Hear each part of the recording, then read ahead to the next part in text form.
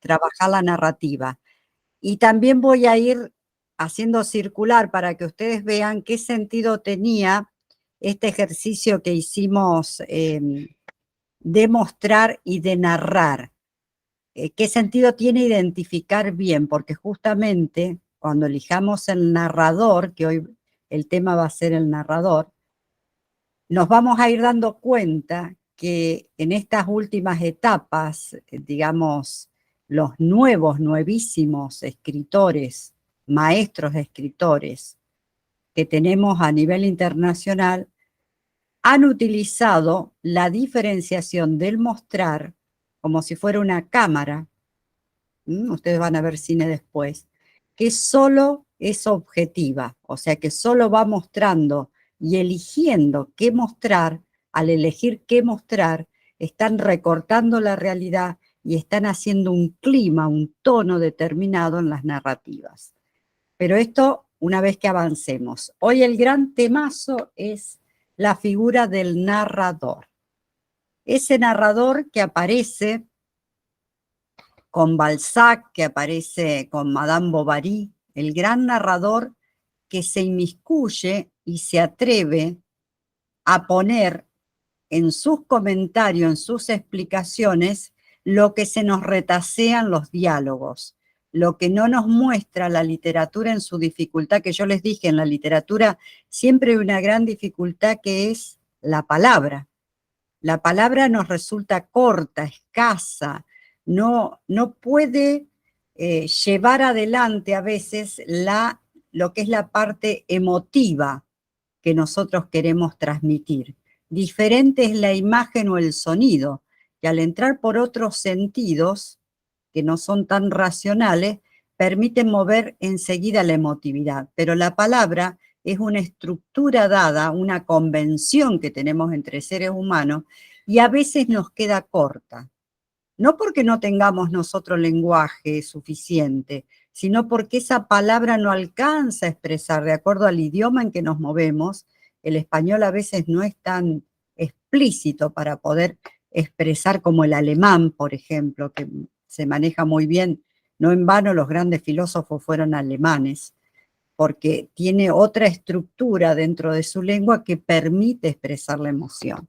En el español siempre nos queda corto. Entonces, ante ese quedarse corto, el autor, ¿qué inventó? Inventó la figura del narrador. Un extra, que no es el autor, que se va a inmiscuir todo el tiempo y va a ir completando aquellos vacíos que provoca el personaje.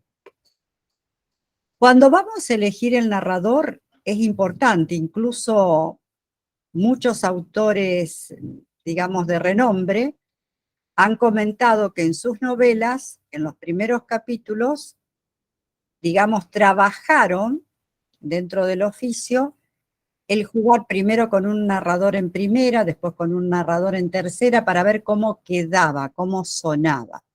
¿Por qué? Porque según qué elija yo, va a ser la dificultad que tenga después en hacer actuar al personaje. El narrador, yo ya les mandé a ustedes unos apuntes donde les hablaba del narrador omnisciente y del observador testigo del narrador protagonista. ¿A qué responde esto? Responde a cómo quiero informar al lector. O sea, si yo voy a trabajar un narrador en tercera, omnisciente, me estoy poniendo por fuera del protagonista y estoy pudiendo abarcarlo todo. Puedo abarcar la escena, lo que ocurre alrededor, dar detalles, meterme, si es tercera omnisciente, me meto en la cabeza y salgo. Es como un dios, lo sabe todo. Es muy tentador porque elegir como autor el narrador omnisciente me hace sentir poderoso. Psicológicamente nos hace sentir poderosos.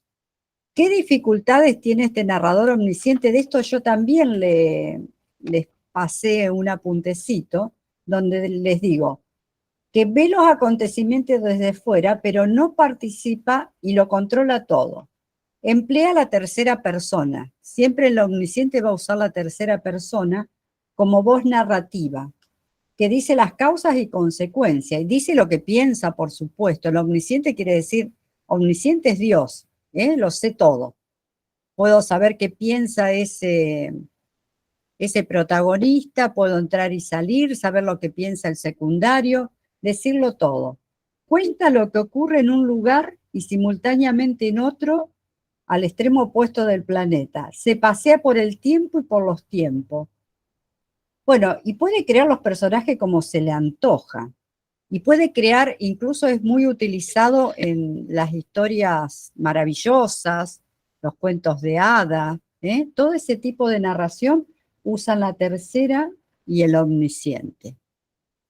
Pero guarda que si yo uso la tercera y omnisciente, después no le puedo dar objetividad a ese cuento o a esa novela. ¿Cuáles son las dificultades del narrador omnisciente? Yo ahora se los voy a decir.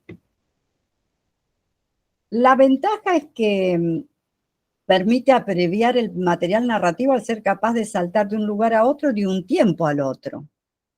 Pero el peligro es que manipula demasiado, se nota la manipulación. A través del narrador omnisciente se puede contar lo más absurdo, lo imposible, como si fuera lo más natural del mundo. Por eso es uno de los narradores que son elegidos para los cuentos fantásticos. Cortázar lo usa bastante.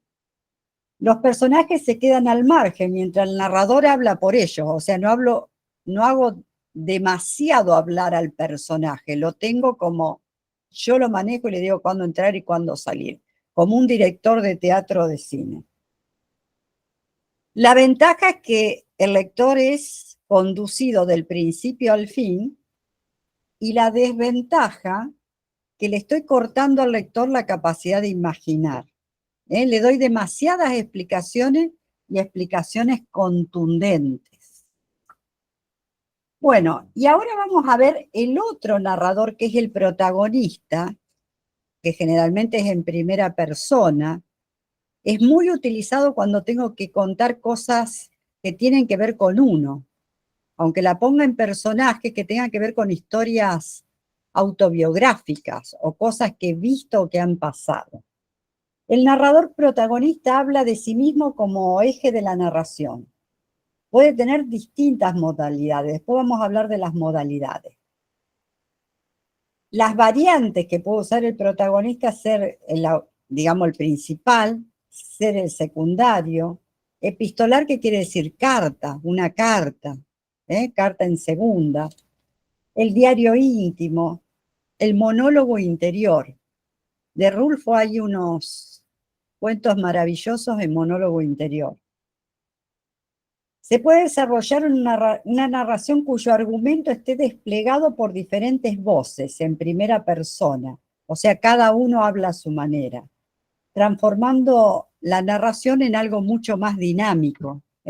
Yo acá en el apunte les puse sinfonía porque es como todas las voces de distinto calibre. ¿Cuáles son las ventajas y peligros del narrador testigo? Al emplear la primera persona, experimentamos ser verdaderos creadores de las cosas. Nos involucramos. Los ejemplos son muchos. La primera persona es técnicamente sencilla, pues se escribe como se habla. Y resulta más creíble para el lector, lo acerca más. ¿Cuáles son los peligros? Que no me permite verlo de afuera.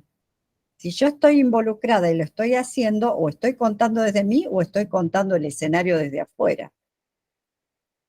No se puede desarrollar esa visión completa y casi cinematográfica. Y hay que adecuar el estilo al vehículo elegido, porque si puede ser una carta, un testamento, lo que sea, tengo que darle el tono que tiene que ver. ¿Qué es esto del narrador? No solo me tengo que parar en elegir una determinada persona antes de empezar un texto, sino que también lo tengo que focalizar. ¿Y qué quiere decir focalizar? Es donde pongo la cámara para el lenguaje cinematográfico. ¿Desde dónde lo miro? ¿Desde dónde lo cuento? Puede ser que estoy muy lejos, puede ser que me acerco totalmente, puede ser arriba, abajo. Esto generalmente cuando somos digamos, escritores que recién nos iniciamos no tenemos conciencia. A veces nos sale bien sin darnos cuenta, pero no tenemos conciencia que lo estamos utilizando así. O sea, si yo estoy trabajando con un narrador que está puesto sobre una montaña o está fisgoneando desde una ventana, que es muy común el tema del fisgón, que estoy viendo, no puedo decirlo todo, aunque sea un narrador omnisciente en tercera. Les doy un ejemplo. Estoy viendo que un hombre golpea a una mujer. Lo estoy viendo desde una ventana y lo estoy contando en tercera. Veo venir una pareja. No escucho, estoy atrás de la ventana y lejos. No escucho lo que dicen, pero hay movimientos que me resultan sospechosos. El hombre tironea del brazo a la mujer. La mujer se tapa la cara, trata de protegerse, o sea, empiezo a contar como alguien que realmente está viendo de lejos. ¿Cómo sería esto de cerca del narrador? Viene una pareja hacia la parada de colectivo. El hombre la tironea, pero ¿por qué la tironea si esta pobre mujer no le hace nada? La mujer le grita, basta, por favor, déjame, o sea, estoy escuchando. ¿Se entiende lo que es acercarse y alejarse? Si dijera desde arriba, puedo estar viendo la misma escena y digo, dos cabezas se acercan, no alcanzo a verles el cuerpo. El hombre lleva una gorra, la mujer tiene un cabello rojo que me llama la atención. Ay, se está moviendo bruscamente, ¿qué es lo que pasa? Algo está ocurriendo que no alcanzo a ver, voy a abrir más la ventana para ver bien, o voy a sacar mi cuerpo para estirarme y ver algo más. O sea, es lo que haríamos en la vida diaria. Si yo me personalizo en que voy a estar dentro de ese narrador, me imagino que estoy dentro de ese narrador, nos vamos a dar cuenta que va a ser mucho más fácil la elección. El narrador no siempre tiene que ver con el nudo de la historia, tiene que ver cómo o cuánto yo de esa historia quiero contar. Un narrador en primera es una confesión casi, una confesión de culpas. Un narrador en tercera, estoy desde afuera contando algo que puede o no haberme ocurrido a mí. También según el tema que estoy eligiendo va a ser el procedimiento que yo elijo. Pero, por ejemplo, si quiero contar un abuso de la infancia que me ha ocurrido y no quiero involucrarme tanto, no lo quiero hacer tan fuerte para mí, no quiero volver a resufrir ese episodio, es probable que lo cuente en tercera, como si le hubiera pasado a otro. Igual va a ser un tema súper duro que lo voy a poder manejar, pero es probable que yo como escritor me ponga en tercera para poder separarme de ese hecho duro. Bueno, el relato contemporáneo, el relato de estos últimos tiempos, disminuye totalmente la figura del narrador, casi lo hace desaparecer. Tenemos un Puig en Argentina, que era un gran novelista y le gustaba el cine, tenía pasión por el cine. Él vivía en el sur de nuestro país. Cuando comienza a escribir sus novelas, él tiene un propósito, es no separarse del cine americano, que era totalmente comercial y con cliché, y él dice, yo quiero averiguar por qué el cine norteamericano era tan atractivo para la gente, por qué masificaba, por qué llevaba a ese público enamorado de ese tipo de películas. Herpun, todas las grandes figuras que nosotros hemos tenido en el cine, de los años dorados del cine. ¿Por qué la gente quedaba hipnotizada y prendada de ese tipo de películas? Que aún hoy sigue existiendo y sigue dando el mismo rédito. ¿Cómo es el Titanic? La película Titanic es una película que tiene muchísimo de la técnica de los años dorados del cine norteamericano.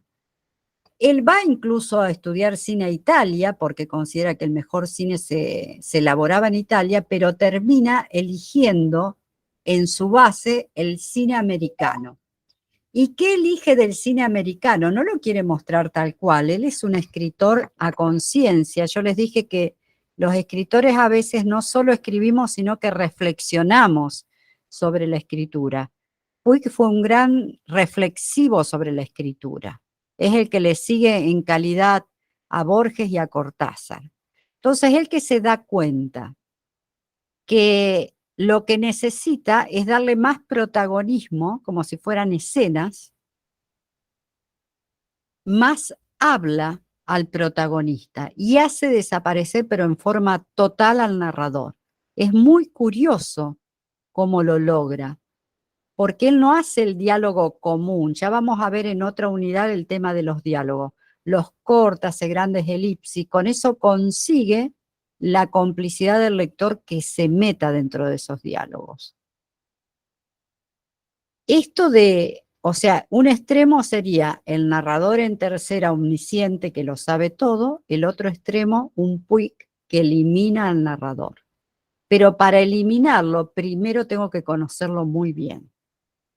Nosotros recién estamos empezando, así que no intenten hacer sin narrador porque les van a quedar los textos demasiado escasos o duros con lo que quieren decir.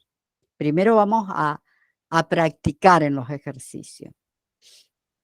Estructuralmente no se trabaja, digamos, en el cuento moderno, anunciando desde el principio la historia secreta. ¿Se acuerdan que yo les dije que en los buenos cuentos, esto de la época de Poe es antiquísimo, tan antiquísimo como el arroz con leche? O sea, de la época de Poe se hablaba de una historia principal y de una historia secreta. ¿Qué hacía el cuento? La iba llevando con indicios, iba marcando tiempos y sobre el final se develaba con un final sorpresivo. ¿Quién no ha leído un cuento que diga, y al final me desperté de este sueño? O sea que todo ese mundo fantástico respondía a un sueño. Eso es llevar la historia secreta con la historia oficial y develarla al final. Este tipo de final sorpresivo no se utiliza más. Se considera que es un golpe bajo para el lector. Entonces, esta historia secreta junto con la historia principal se van a llevar en paralelo y normalmente aparecen los finales abiertos, donde se lo deja al lector pensar qué tipo de final habrá tenido el protagonista y su historia. A veces aparece el narrador al final poniéndole una liñita apenas, que indica que ese cuento pasó tal y tal cosa, pero es válido también dejarlo totalmente abierto y a lo mejor con una línea de diálogo que me esté marcando algo. Bueno, el texto no está cerrado, decimos, en el cuento contemporáneo. No hay principio ni final. Empieza en cualquier momento. Yo les dije que los cuentos tienen que ver con momentos, así como la novela tiene que ver con un devenir, con un suceder. El cuento vendría a ser, miren, para lo que es la cinematografía, una foto. Una foto a veces en tridimensión, pero foto al fin. Y la novela vendría a ser la película. Mucho más larga, con escena, donde yo voy contando y voy entrando y saliendo. Hay que mantener, la otra gran pregunta, ¿hay que mantener al narrador en toda la novela o en todo el cuento el mismo? No necesariamente. Autores como Vargas Llosa, como Cortázar, como Borges, han entrado y salido de narradores. Pueden usar en algún momento la primera, en algún momento la tercera. Eso hace que el texto sea mucho más dinámico, que sea como una gran sinfonía. En lugar de hacer una música que se mantiene siempre el mismo ritmo, provocamos una sinfonía. Por eso yo les dije que vamos a volver una y otra vez sobre los textos que yo le estoy mandando para la lectura. El texto de Cortázar que ustedes tenían, el texto de Borges, mi propio texto, quiero que analicen para la próxima reunión qué narradores tienen. Si mantienen el mismo narrador, en los espacios que se rompe ese narrador y aparece otro, quiero que los marquen, al igual de los 2 últimos que le mandé. Yo mandé 2 textos ahora, uno que tiene que ver con Quiroga, que Quiroga pertenece, es un escritor argentino que vivió mucho en la zona de Misiones, muy loco el hombre, muy extremo, pero muy inteligente para la cuentística. Él termina suicidándose, porque le dan que tiene un cáncer, entonces considera que se tiene que matar. Incluso fue el amor de nuestra poeta suicidada en el mar. Ay, ayúdame, Agustín, que los nombres. Alfonsina Storni. Ellos eran Argentina. amantes y bueno, pero él, las 2 mujeres que tuvo se le suicidaron, así que no debe haber sido un muy buen marido, un buen compañero. Era un hombre muy tremendo, con mucho carácter y su gran creatividad lo llevaba también a desbordarse. Él tiene un decálogo de cómo se debe escribir un buen cuento que lo pueden encontrar por internet, pero pertenecía al naturalismo, al realismo, en una época que se usaba eso, pero sus cuentos, lo que me interesó para mandarle, eran de temas tremendos. O sea, utilizaba temas tremendos y eso quería que ustedes observaran, no sé si lo han leído al cuento, qué tipo de narrador usa y qué focalización y qué tono para hacerlo menos amargo, para que no le tiren ese cuento a los 10 renglones. O sea, es muy crudo en su lenguaje, si ustedes lo van a ver, pero tiene un tono bastante neutro. ¿Qué quiero decir con neutro? No sobrecargarlo, porque ya esa anécdota que cuenta es lo suficientemente potente para no tener que sobrecargarla. Lean estos cuentos que son, ya que no vamos a estar el sábado que viene, aprovechen a hacer esto. Vamos a estar con una dinámica, yo necesito de sus lecturas para hacer comentarios. Otra de las cosas que creo que le mandé fue La madre de Ernesto. ¿Fue así, Agustín? La madre de Ernesto es otro cuento del maestro Abelardo Castillo. Abelardo Castillo fue uno de los mejores cuentistas que tuvimos en la Argentina. Tiene una cuentística impecable, no solo por los temas que elige, sino por la manera en que lo cuenta. Allí también quiero que ustedes me separen muy bien qué tipo de narrador utiliza, cómo es la estructura de ese cuento, cómo lo va armando, con qué empieza, con qué escena elige empezar. Porque los nuevos cuentistas a los que pertenece Abelardo Castillo, para la literatura 50 años, 100 años es nada, son muy periodísticos. Los nuevos cuentistas son muy periodísticos y muy cinematográficos. ¿Por qué? Hay una gran objetividad. Para eso hicimos el ejercicio de mostrar. Con mostrarnos determinados lugares, determinado personaje, nos están diciendo todo. Y no es que nos muestran de pie a cabeza ese personaje, nos muestran una partecita, un gesto, una manera de hablar, una convicción que tiene ese personaje. Entonces, ya con eso nos metemos y lo vemos en su totalidad. Les voy a hablar de cómo fueron armando esta gente sus cuentos. Tanto Hemingway como Abelardo Castillo, por eso quiero que lo lean a conciencia, separa en bloques. O sea, el cuento va separado en bloques. Incluso los bloques los podemos observar por los espacios en blanco, los dobles espacios. ¿Por qué hacen esto de separar en bloques? Es como montar las escenas en el cine, porque es la influencia del cine. Las escenas en el cine que se recortan con tijera y que se va preparando bueno, cuando había la cinta, ahora supongo que van cortando y pegando, como hacemos con la computadora. Las escenas se cortaban con tijera y se iban emparchando, esta va, esta queda, esta no. Es lo mismo que armar el cuento en bloques. Tanto Hemingway como Abelardo Castillo utilizan esa técnica.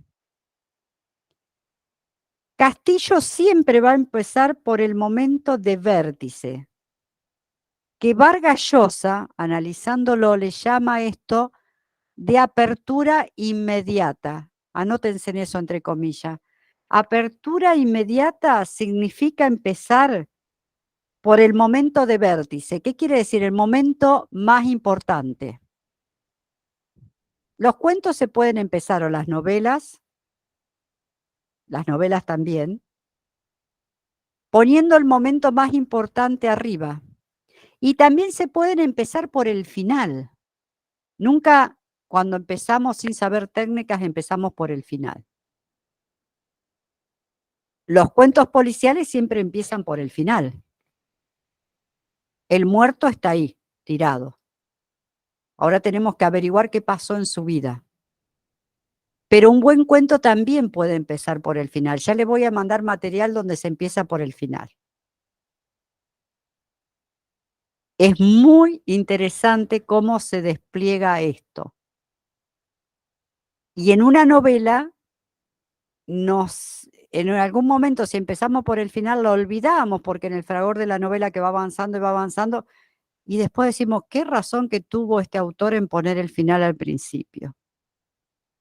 Porque no es que me pierdo la intriga, es que la novela es tan intrigante y quiero descubrir tantas cosas de por qué ocurrió ese final que me engancha totalmente. Todo esto de la estructura y demás va a tener que ver también con el narrador, porque cada narrador me va a permitir una cosa o la otra. Por eso les digo que los temas y las anécdotas de lo que voy a contar van a tener que ver mucho con estas cuestiones. Cortázar hablaba de esfericidad. ¿Qué quiere decir esta palabra? Escribir desde adentro hacia afuera, sin pasar los límites de la esfera. O sea, yo no puedo contar más allá de lo que me sugiere la anécdota, porque si no hago una cosa muy densa, abro demasiadas vías y nunca puedo ir cerrando, le quito tensión al cuento. Desde adentro hacia afuera, ¿qué quiere decir? Yo ya se los dije en la otra charla, que lo decía Hemingway también. El autor debe conocer todo. Debe tener un apunte al costado donde haya anotado todo sobre esos personajes, sobre lo que va a pasar, sobre la anécdota en sí. Pero no tiene que escribir el todo. Un 70% va por debajo, un 30% es lo que se cuenta. No tengo que caer en la tentación de darle todo el material al lector, porque ¿saben qué? Es tratarlo de inepto, de que no sabe nada, de que no puede imaginar. O sea, lo manipulo, lo que antes se llamaba maniqueísmo. O sea, el maniqueísmo es cuando le doy golpes bajos, cuando lo quiero hacer conmover con escenas tontas, cuando no lo dejo introducirse dentro de la lectura por las elipsis y la tensión. Necesito, en todo buen cuento, incluso en la novela, si voy a estar contando un drama, si voy a estar contando un policial, la tensión. La tensión es una manera de tener atrapado al lector. Bueno, él permanentemente, Cortázar, ya que lo hablé, él está trabajando siempre en un tiempo real, el de él, donde existía mucho el psicoanálisis y el existencialismo. Había aparecido Sartre con sus teorías, Simone de Beauvoir, todas las teorías existenciales, donde el hombre se preguntaba muchas cosas, donde ya no era un hombre que se le daba por hecho que tenía que nacer, casarse, tener hijos, morir, dejar la herencia. Ahora es un hombre, después de las dos grandes guerras, que se pregunta por todo. Se pregunta para qué vine a la vida, cómo estoy parado acá, a dónde voy. Esto del dinero en este último tiempo, ¿qué es el capitalismo? ¿Por qué me manejan los medios? ¿Por qué me hacen comprar? ¿Por qué compro una pintura si yo quería buscar otra cosa? ¿Qué es lo que me lleva a esto? Es un hombre contradictorio. Y es un hombre donde ni siquiera el trabajo le va a durar toda su vida. El trabajo va a entrar y va a salir. Va a tener que adecuarse, fíjense en el gran cambio que nos provoca a nosotros la aparición de la tecnología, de la computadora. Es un hombre que ya ni siquiera va a tener a veces compañeros de trabajo, no va a ir a marcar una tarjetita y a salir. Es un hombre que trabaja desde su casa y por sí mismo tiene que adecuarse a todo este cambio y tener capacidades, capacidades que ya no me las dan hechas y que no se van a mantener. Hoy aprendí a cómo manejar el WhatsApp y mañana ya no está más. Va a haber otra cosa mucho más de avanzada. Entonces, un hombre que tiene que ser versátil, cambiante. Así también va a ser el tipo de narrativa que me pida ese lector. No es el lector donde yo le daba una linda metáfora, lo tenía sentado una hora leyendo. Es un lector que va leyendo a los saltos, que así como cambia con el control remoto internet, también va a cambiar de hoja o va a leer primero el final y después el principio. Entonces a ese nuevo lector me tengo que adecuar. Entonces ese narrador en tercera que tenía antes y que me servía para decirle todo hecho, que el personaje era el príncipe valiente y que tenía esta y esta cualidad, y la mujer se encuentra con él y la historia se resuelve porque él tiene todo el dinero que le falta a la heroína, ese tipo de historia ya no es más creíble. Estamos hablando de otras cosas. Estamos hablando de un mundo mezquino, donde aparecen sí gente extraordinaria, pero que le tengo que hacer creer a mi lector que eso es así, que eso le puede ocurrir o que eso está ocurriendo. Entonces, para este tipo de nuevas realidades, existe un Cortázar. ¿Qué hace Cortázar?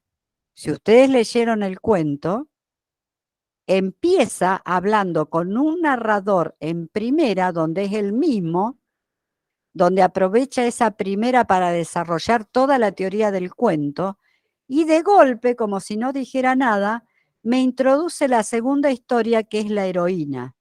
Esa Ana, que encima se va a involucrar con ese narrador, que es una prostituta, a la cual él le presta un servicio, que es escribirle cartas o traducirle cartas. Y ya nosotros nos olvidamos que al principio él habló en primera y habló de la dificultad de hacer este cuento, y que hasta se dio el lujo de meterlo a Bioy Casares y a otros escritores que él admire, dice, ¿por qué podrían escribir mejor ese cuento? O sea, es un narrador que se nos desnuda, que pone en primer plano todas las dificultades que hay para escribir, no tiene ningún empacho en decirme, no me va a salir bien este cuento, lo voy a intentar, pero no me sale bien. Y después nos mete en la historia y nos fascina esa historia, porque ¿a quién no le fascina ese mundo que no conocemos? Y a ver cómo se mueven estas prostitutas. Y debajo del mundo de la prostitución también hay otra tercera historia, lo que lo hace más rico aún al cuento, de cómo llegó esa chica a ser prostituta porque sufrió una violación. Porque en su primera juventud hubo un hecho muy desgraciado dentro de la pobreza. Y no nos habla solo de la violación, habla de la extrema pobreza, de cómo una madre es capaz de vender una hija por hambre. Pero el narrador, fíjense en que en ningún momento pone la valorización de ese hecho, muestra lo importante del ejercicio que hicimos, el mostrar en determinados espacios de la narrativa que hacen que nos acerquemos más. Como un curioso, ese mostrar nos obliga a buscar y buscar. Todo esto les digo porque nada de lo que yo les mando se desperdicia. Tienen que leerlo a conciencia. Por favor, les pido, porque si no, esto del narrador no les va a quedar tan bien. Primero vamos a, antes que me olvide, voy a dejarles la tarea que no va a ser para la próxima semana, sino para la otra, la tarea va a ser la siguiente. Voy a contar un tiroteo que ocurrió en mi manzana, en mi lugar, si viven en el campo, en la puerta del campo. Hubo un tiroteo, una persona murió, pero yo vi el tiroteo, lo pude ver y lo voy a contar en primera y en tercera. No quiero más de 20 renglones por cada ejercicio. No solo en primera y en tercera, sino que lo van a contar como si lo estuviera viendo un niño, como si lo estuviera viendo un anciano o como si lo estuviera viendo una mamá. Un niño, un anciano y una mamá. Ustedes después me van a enmarcar qué focalización eligieron. Lo van a tener que hacer en primera y en tercera. Es bastante arduo el ejercicio. Bueno, ahora, Henry, si me permitís, quisiera ver, no estoy viendo por cámara a los compañeros y que me fueran preguntando sobre los narradores. A ver si hay alguna pregunta de lo que leyeron, de lo que tuvieron. Henry. Sí, dime, María. Quiero que me pongas a pantalla completa los participantes y que puedan hacer preguntas sobre el narrador para después seguir hablando, para ver si captaron todo lo que dije. No, pues por supuesto. Compañeros, si tienen alguna inquietud, con todo gusto el micrófono está abierto. No los veo a ellos, vos sabés que no les veo en pantalla, no los veo. Sí, por favor también activar su micrófono a la hora de compartir o preguntar. Sí, por favor. A ver. Ahí veo a Blanca, a Rosa, a Luis Alberto. ¿Cómo van con esto?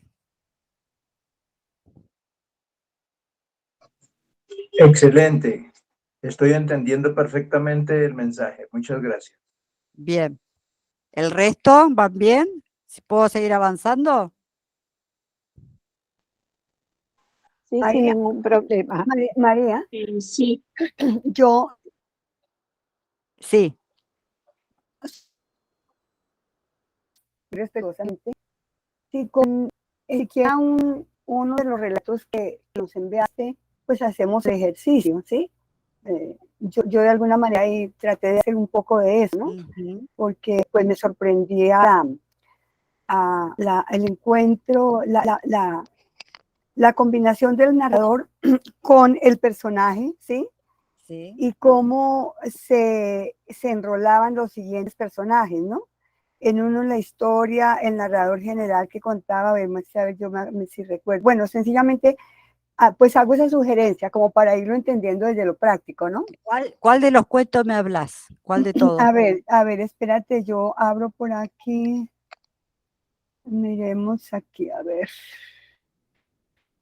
Miremos La madre de Ernesto, de Abelardo Castillo. Ah, es fantástico ese cuento, me encanta.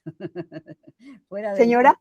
cuento, que me encanta el cuento, es fantástico. Léete un parrafito, un Bueno, parrafito de lo que estás listo. diciendo.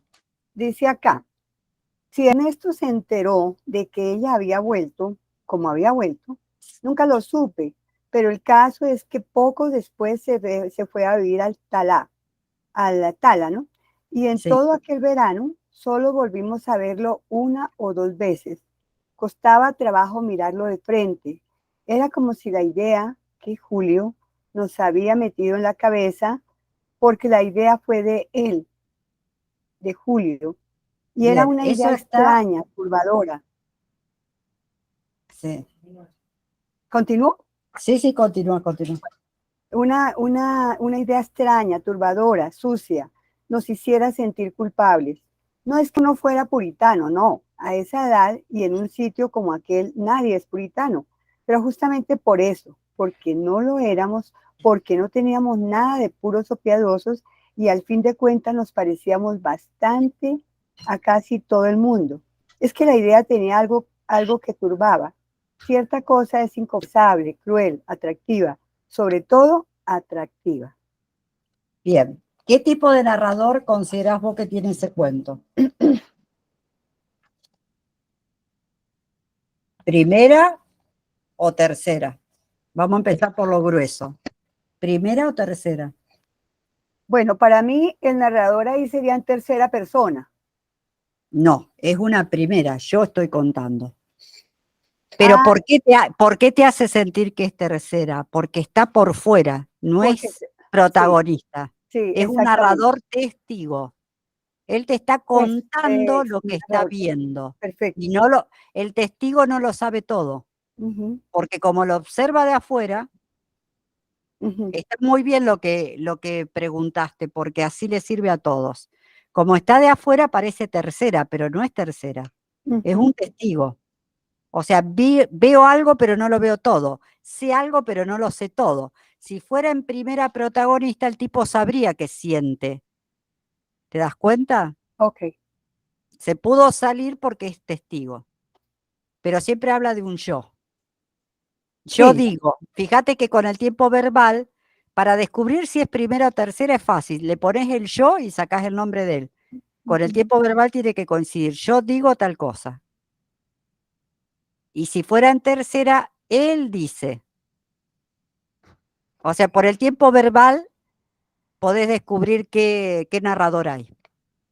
También se usa mucho en lo de Cortázar y en Castillo, que ya son escritores avanzados, se usa la primera del plural, nosotros. Ajá. Fíjate que en algún momento él habla de nosotros.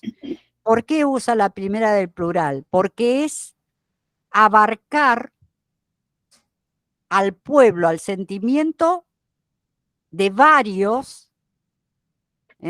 Teníamos, fíjate que él usa un plural en un momento, teníamos cierto morbo. ¿Por qué pone el plural? Porque no es él solamente. Esto ideológicamente hace que los demás tengan ese concepto. Porque como van a trabajar un tema fuerte que es la prostitución, y fíjate que la focalización, qué bien elegida que está, que focaliza en un adolescente. Si él lo contara con otro tipo de protagonista, con otras edades, no podría hablar el cuento como lo habla, porque ahí sí éramos malos, pero éramos curiosos.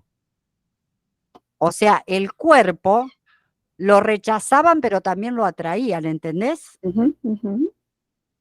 O sea, todas las cuestiones que tuvieran que ver con sexo, al ser prohibidas, también había una atracción para ello. Y el nosotros es lo que vendría a ser en la primitiva literatura el coro griego. Los griegos lo trabajaban muy bien en teatro. Hacían las escenas con máscaras para que no se viera si era hombre o mujer. Normalmente los hombres hacían de mujer. Y para hacer intervenir al pueblo, que eso era aprobado por el pueblo, o estaban contando a lo mejor una historia de héroes y todo el pueblo aclamaba a ese héroe, ponían el coro griego. En los cuentos, cuando aparece el plural, asemeja ese coro griego. Sería el mito, la creencia de un lugar, lo que están socialmente representando todos. Una manera de ser de determinada sociedad.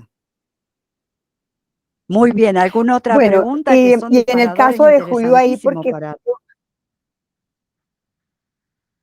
sí, perdóname, en Sí, el caso de Julio, sí. a mi ligero entender, parecería que fuera el testigo que todo lo sabe, con el chisme, con la intriga, no sé si estoy equivocada.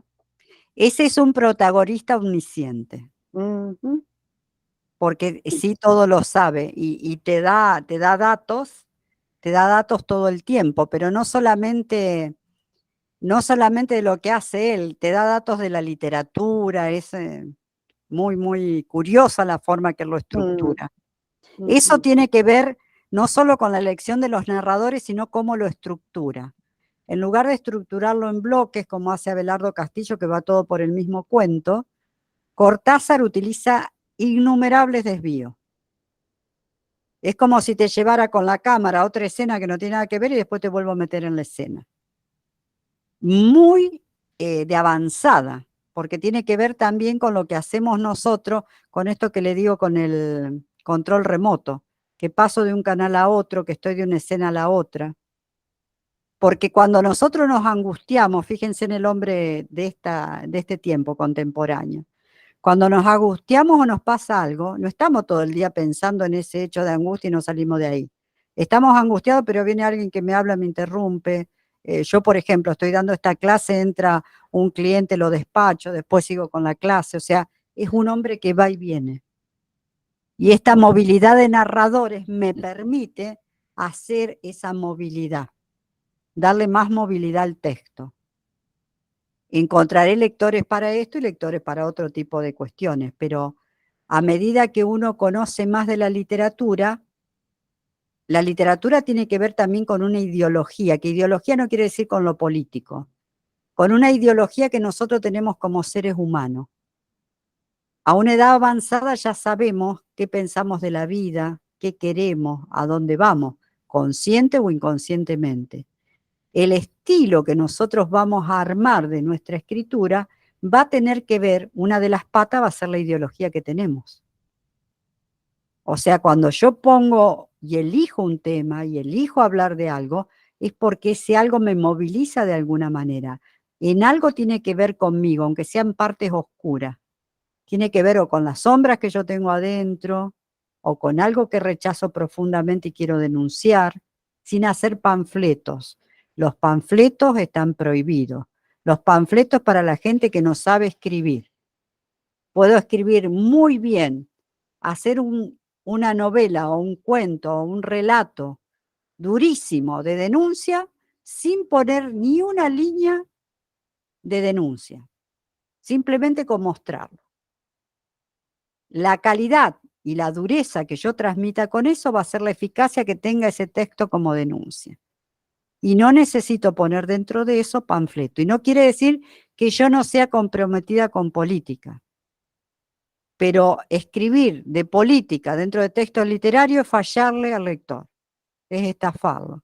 El lector va en busca de un texto que no sea político. Para eso hay infinidad de autores que escriben de política, pero se presentan como escritores de política. Y está bien que así sea, pero no hay que mezclar.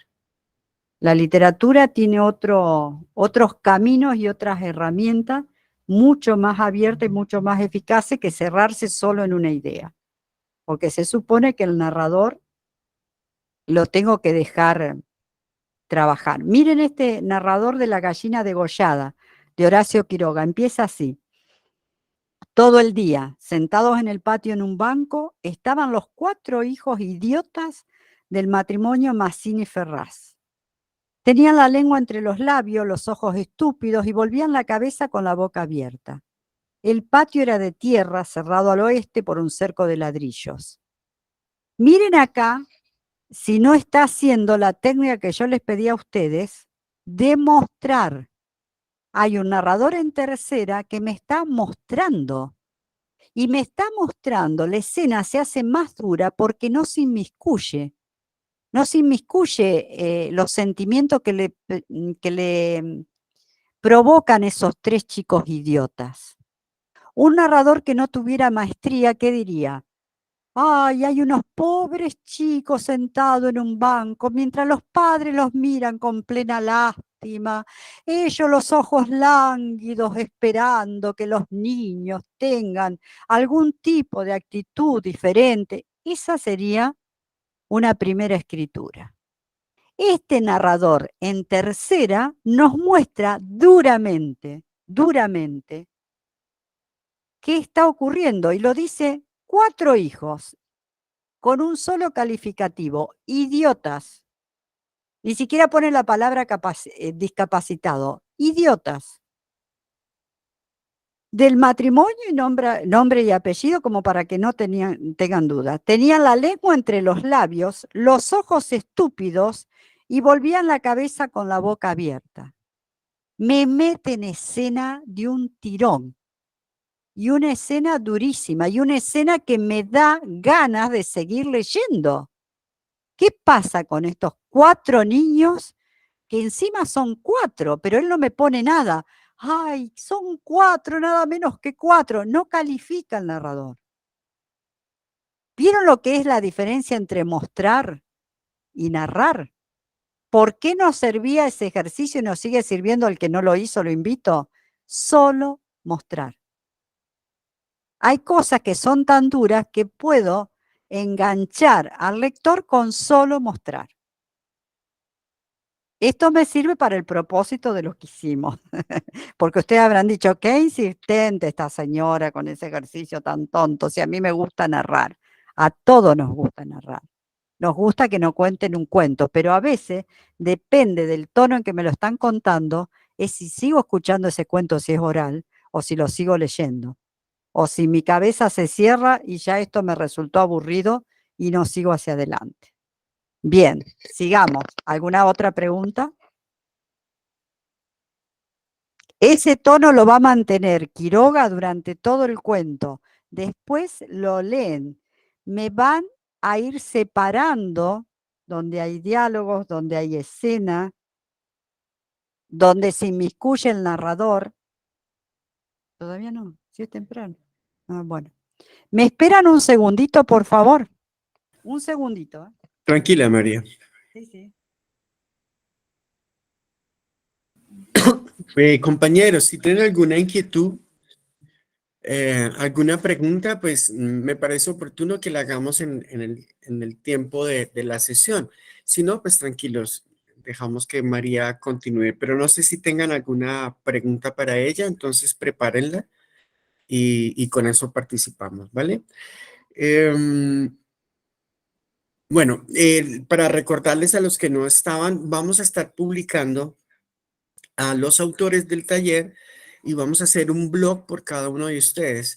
Entonces, la intención es, uno, publicar los textos que ya han pasado un filtro, que ya han sido corregidos y que ustedes han visto en anteriores talleres, ¿no? Que como que los autores han tenido esa oportunidad de reescritura. Ese material, por favor, me lo hacen llegar al correo. Son 3 poemas o 2 cuentos en su defecto, o un cuento y poesía, con una muy buena foto. Es importantísimo ese detalle porque la foto es con la cual ustedes van a salir publicados. Y una vez que tengamos ese material en nuestro poder, los vamos a subir al blog, lo vamos a compartir en la página del festival, en la página de la fundación, en la página de la escuela y por los medios sociales que nosotros tenemos. Los que aparezcan en ese blog son los que van a conformar la antología que vamos a publicar, Dios mediante, para el mes de septiembre, y vamos a mostrarlo, obviamente, ese trabajo en el marco del festival. ¿De acuerdo? El material lo tienen que enviar formato Word, Time New Roman, tamaño 12, ¿sí? En formato editable y una muy buena foto. ¿Vale? Agustín, Listo, dame María. para acá, Agustín. Listo, María. Bien, ahí empezamos. Espérame un segundito. Agustín. Vale. No sé si tengan alguna pregunta adicional. Agustín. Perdón. Agustín, dame el micrófono de nuevo.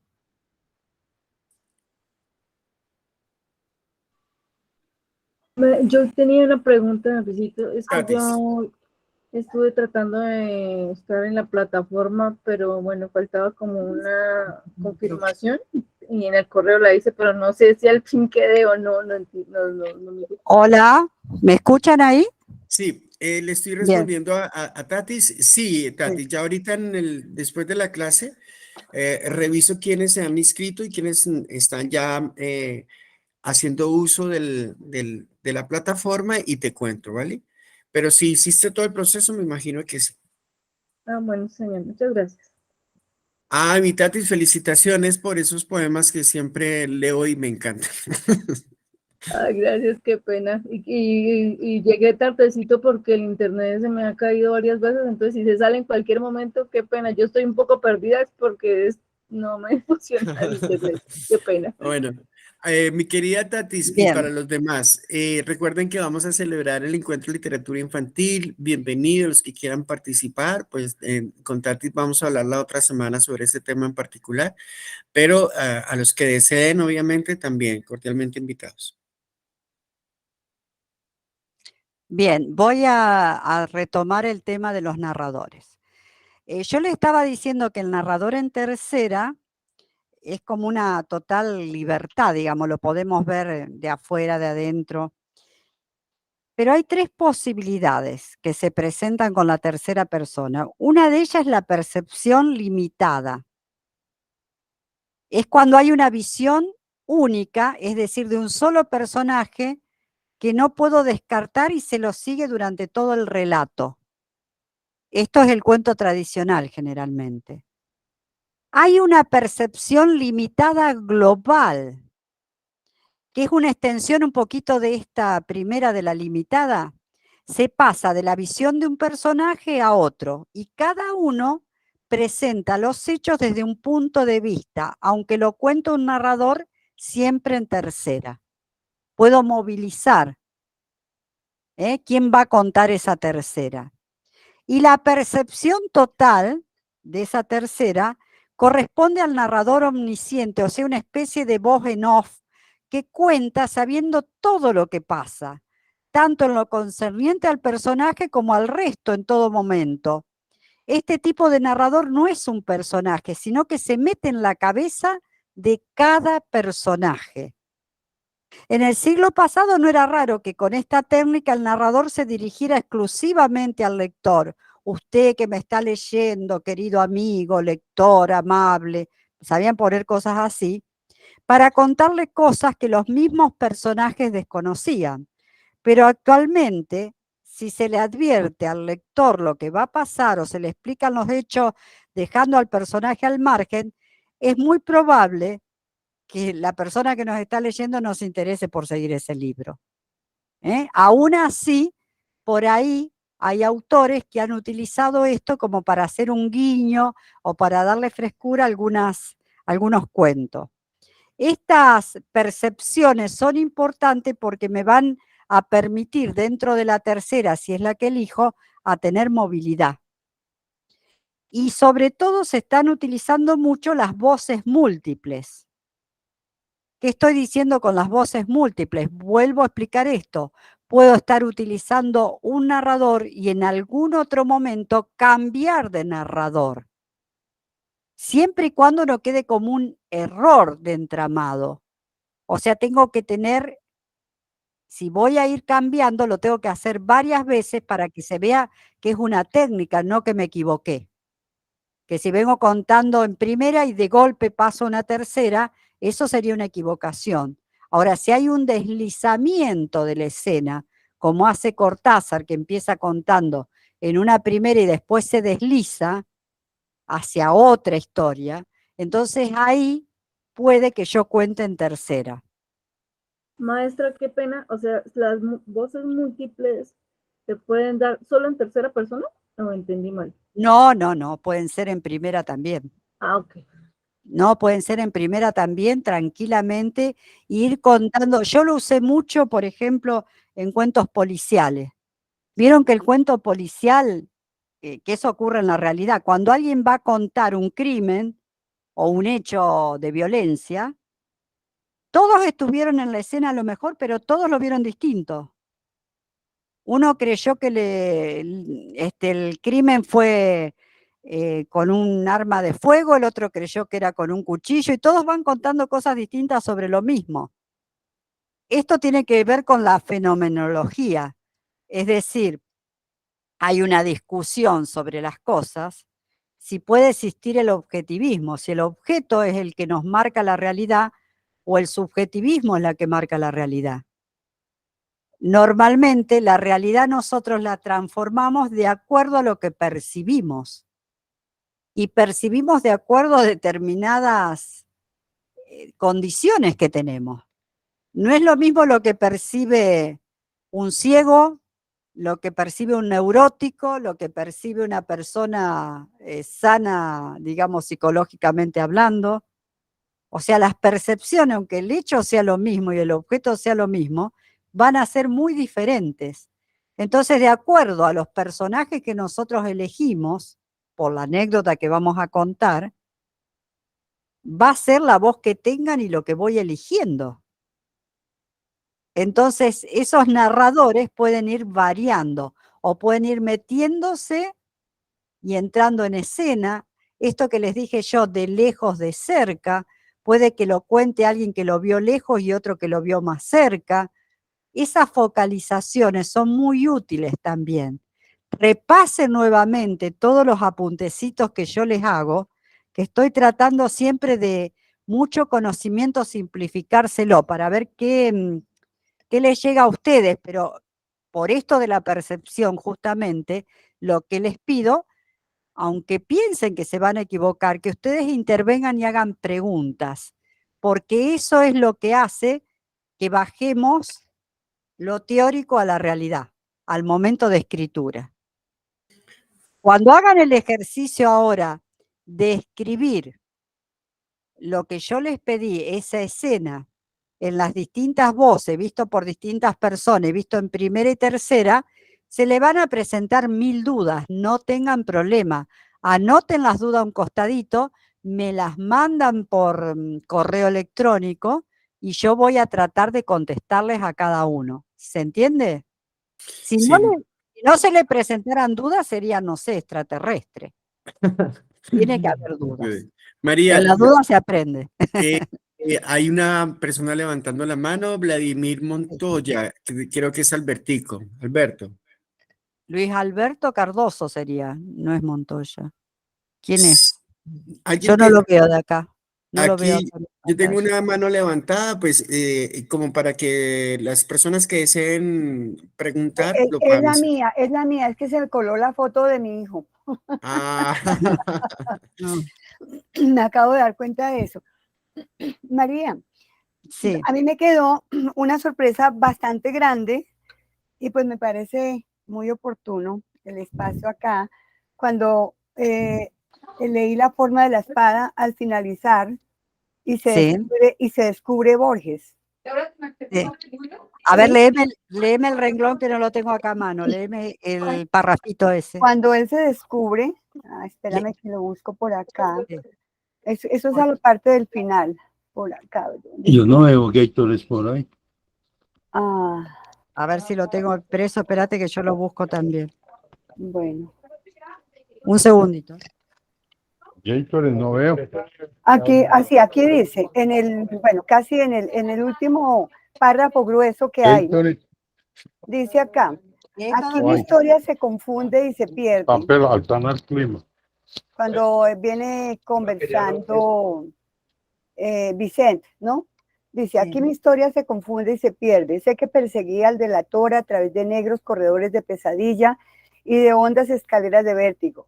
Moon conocía la casa muy bien, harto mejor que yo.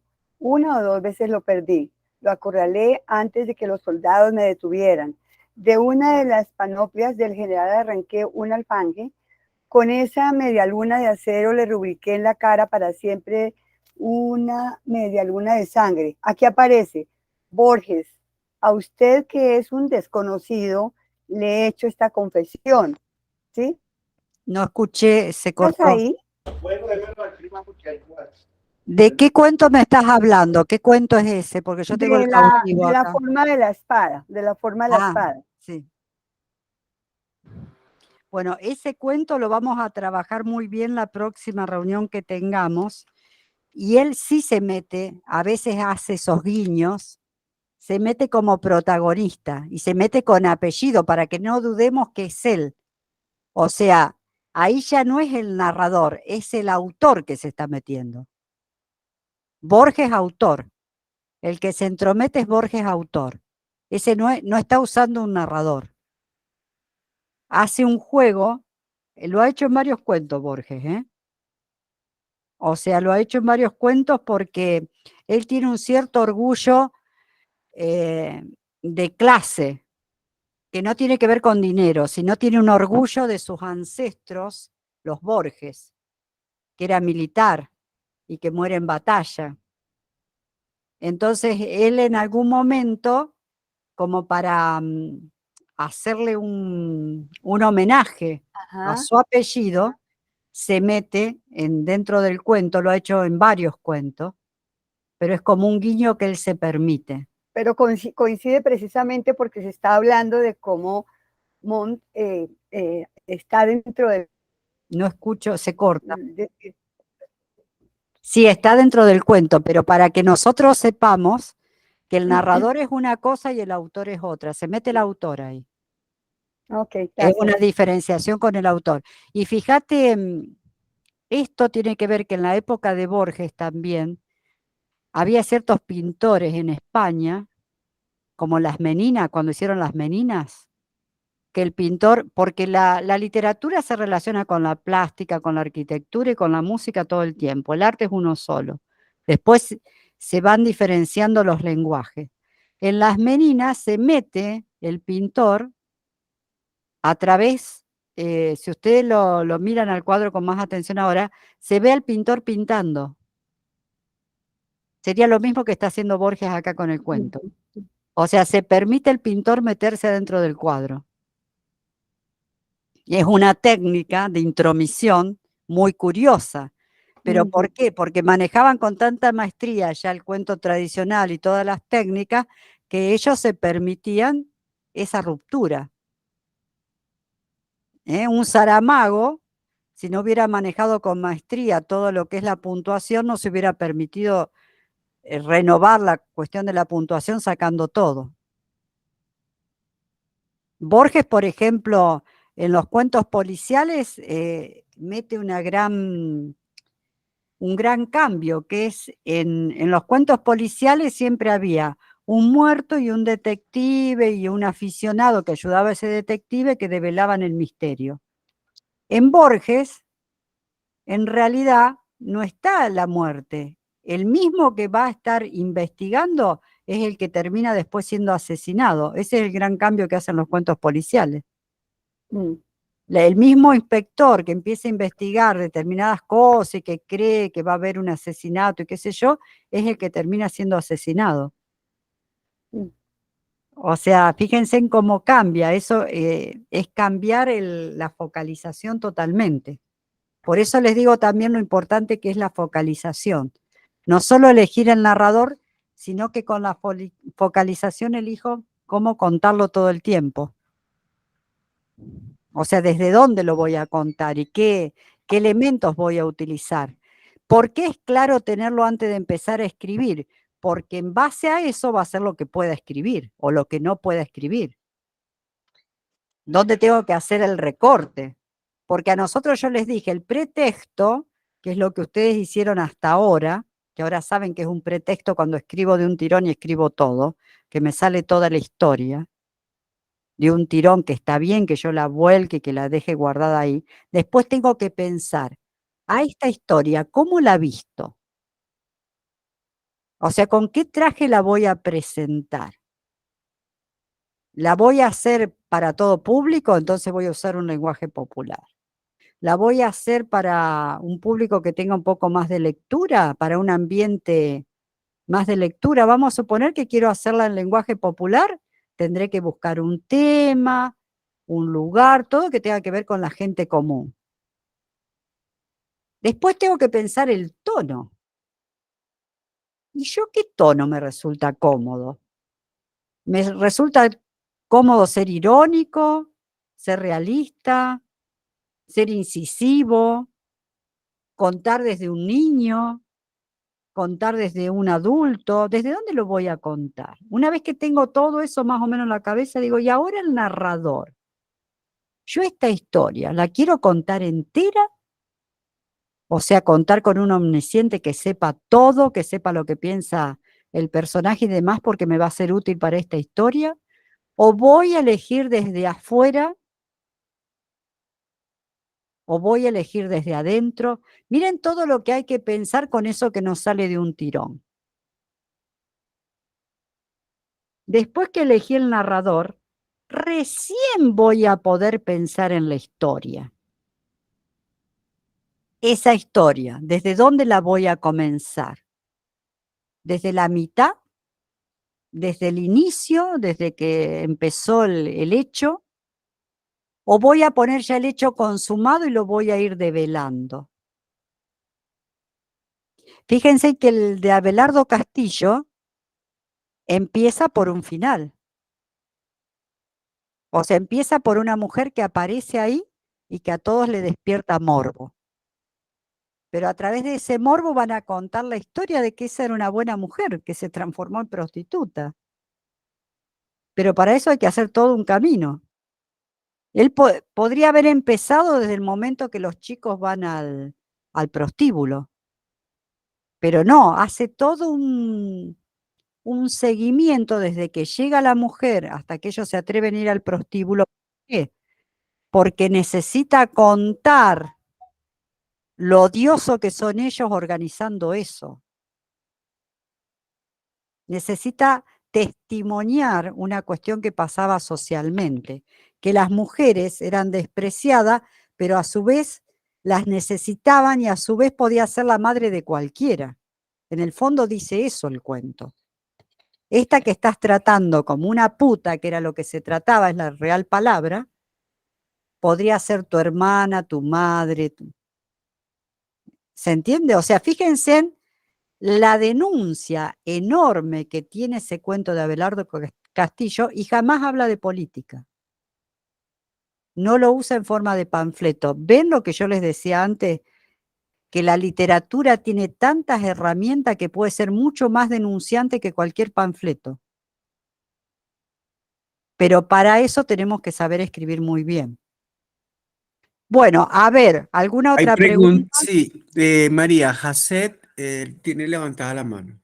Sí, por favor, Jacet, Edith. Gracias.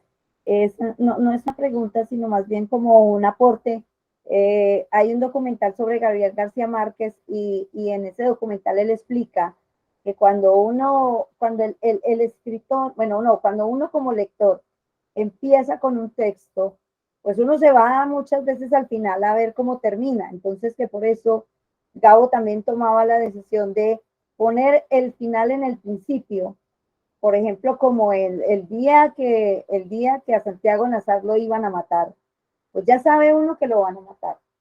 Pero entonces uno se queda enganchado en el resto de la lectura para saber cómo fue que lo mataron, por qué fue que lo mataron, qué sucedió alrededor de ese acontecimiento que tú ya sabes que se va a matar. Hay una novela, no la he leído, pero me llama mucho la atención. El título es Al final mueren los dos. Y uno dice, ¿cuáles dos? ¿Y por qué mueren? Y digamos, decía mucho, usted tiene que buscar en el principio enganchar para que quiera seguir leyendo. Y me pasa con este texto maravilloso de la madre de Eduardo.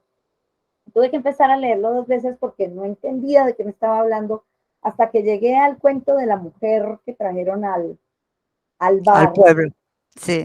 Y la mujer que ya se entiende que es una mujer que ofrece sus favores sexuales y volver a empezar para ahora sí entender ese principio de que sí, nos están hablando de una mamá que cuando íbamos a jugar con Eduardo nos daba leche, que también la miraban un poquito como mujer. Claro, el morbo adolescente. El morbo del adolescente, pero que ahora la tenemos disponible y de alguna manera ese final, que es como una guillotina que le corta a uno la cabeza como lector.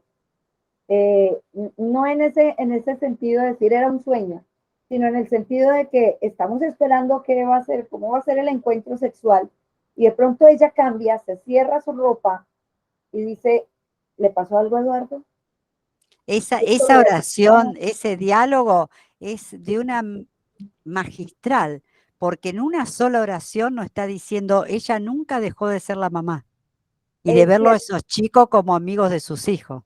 Ese es un final que le corta a uno la cabeza como lector y lo vuelve uno el baterriza en que era una mamá. Pero fíjense en qué economía de oración.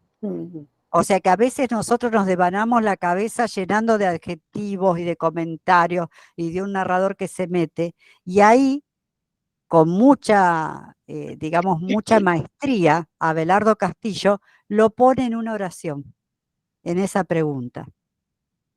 O sea, lo terrible de la escena lo pone en esa pregunta, y lo pone también como terribles a ellos, porque ellos iban para otra cosa, y esa mujer los colocó en su lugar con una sola pregunta. O sea, fue de parte de él me parece uno de los mejores cuentos de Abelardo Castillo. Es un genio él en hacer cuentos. Hay otro que ya se los voy a mandar que se llama La Sierva, donde él empieza también al revés. Vargas Llosa le decía esto, aparte del nombre que yo les dije, empezar in media res. In media res sería empezar por el hueso de la situación, que yo en algunas correcciones le puse que hay que buscar el hueso a esto. ¿Qué es buscar el hueso? Es buscar la parte más jugosa, lo más importante de algo que estoy relatando. A veces nos vamos por las ramas y no captamos, un lector de afuera lo puede decir, pero a mí me interesa esto que vos pusiste. ¿Qué pasó con este elemento que pusiste ahí? ¿Qué pasó con esta puerta que se cerró? ¿Qué pasó con este jarrón que estaba puesto en el medio de la sala y la mujer lo acariciaba todos los días? ¿Qué pasó con eso? Y nos vamos por otro lado y nos olvidamos que tiramos un dato importante. Porque esto también va encadenado a qué es lo que hace un texto memorable. Y entonces, pues, creo yo que a veces ese final y ese cierre es lo que hace que un texto nos quede en la cabeza por años y años. Y otros textos que yo leí ese libro, pero ni me acuerdo de qué trata. Bueno, pero fíjate que esto que quede memorable, no es que le salía a ellos de una intuitivamente, ¿eh? Yo a García Márquez también lo he escuchado en reportajes donde le preguntaban sobre una carta, algo que había puesto, y él dijo, hice la carta porque no me salía y pensé 20.000 veces cómo poner esta escena. O sea, ellos a lo mejor están meses devanándose en qué cosa les resulta eficaz en el momento de mostrar al personaje o de dar un cierre. No es sencillo conseguir un cierre. A veces los personajes son tan potentes en una novela que el cierre sale solo, porque el personaje empieza a actuar en nuestra cabeza de tal manera que él nos lleva a nosotros. Pero no siempre es así de fácil, no siempre tenemos personajes potentes. O sea, María, y hay escenas, sí. Ross también levantó la mano. Hay otra pregunta. A ver, Ros, buenos días, encantada de conocerte, no te había visto en la otra reunión. Hola, Miriam. Sí, ahí Bienvenida. había estado. Gracias, gracias, Henry. Igualmente. Yo creo que algo que hasta el momento, bueno, más que pregunta es eso, un punto de vista y agradecimiento, María, porque yo lo que más estoy cogiendo de estas clases es ese ir al punto, porque yo, como te escribía, soy muy de poesía, muy de adjetivaciones, y por lo Sí, sí. menos en los textos que nos has compartido, todo es muy seco, o sea, son respuestas muy secas en estos cuentos que hemos leído, o por lo menos tengo aquí un montón de rayones en el cuento de los asesinos de Hemingway, o Sí. en el de Borges, que por lo menos ellos no están poniendo esto, sino simplemente, por ejemplo, acá, cuando tú estás muy tenso, leyendo el cuento cuando ya es, por ejemplo, en el de los asesinos de Hemingway, Léeme el que manda pedacito que te llamó la atención, a ver, léeme el pedacito, porque bueno, sirve para esta todo. parte, ok, cuando dice, chico, listo, ponte al otro lado de la barra con tu amigo. ¿Qué ocurre? Preguntó Nick. No ocurre nada. Tan, corte. Sigue el otro. Es mejor que vayas al otro lado de la barra, dijo Nick. Dijo Al, Nick obedeció. O sea, no dice, no se queda como, oh, se asustó, pensó tal cosa, pensó lo otro. No, o sea, ahí siento que el autor te deja a ti pensar cómo se está sintiendo Nick en ese Ahí, momento. ¿Qué ahí fíjate piensa? que se omite la voz del narrador, se omiten las acotaciones. Lo que antes poníamos rayita y la acotación están totalmente omitidos. Sí, Los pone en sí, acción, pone los personajes en acción. Ahí el narrador es lo que yo les decía de la cuentística nueva, que muchas veces están omitidos los narradores. Aparecen al principio, cuando elige, lee el principio del cuento. Léelo, por favor, que no tengo acá el material. El de Hemingway. el de Hemingway. Sí, lee La el principio. puerta, ok, la puerta de la cafetería Henry's se abrió y entraron dos hombres. Se sentaron a la barra. ¿Qué desean? Les preguntó George. No lo sé. Bien, ¿Y hasta qué ahí. responderán? Ujú. Bien. ¿Qué es mostrar o narrar lo que hace? Yo sentiría que es más mostrar. Es mostrar. En 3 Es renglones te mostrar. mostró todo el escenario. ¿Vieron lo importante que era el ejercicio de mostrar? Vuelvo a repetir, porque lo voy a repetir hasta el cansancio. Es la cuentística nueva y también la novelística. Él podría haberle dado más vuelta, pero nos metió en acción enseguida. Hemingway es muy acción. Este Hemingway después va a dar origen, porque ningún movimiento existe si no existe el anterior. Va a dar origen a lo que es el minimalismo. Que el minimalismo a mí no me gusta como lectora, pero lo vamos a ejercitar en algún momento. Es el despojo total. Cuando entramos en un edificio y vemos esa decoración que solamente hay un jarrón en negro, todo blanco y un jarroncito en negro, y apenas una fotografía a lo mejor, eso es minimalismo también en decoración, en estética.